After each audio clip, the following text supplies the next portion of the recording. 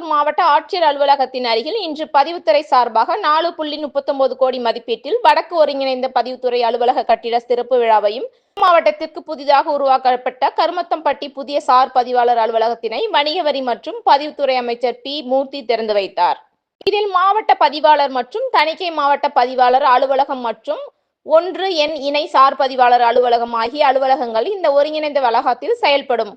மேலும் புதிதாக உருவாக்கப்பட்ட கருமத்தப்பட்டி சார் பதிவாளர் அலுவலகத்தில் சராசரியாக ஆண்டுக்கு 10,000 ஆவணங்கள் பதிவாகும் என்று எதிர்பார்க்கப்படுகிறது. புதிய சார் பதிவாளர் அலுவலகம் திறக்கப்படுவதன் மூலம் பொதுமக்களுக்கு விரைவான மற்றும் சிறப்பான சேவைகள் வழங்க முடியும் என்றனர்.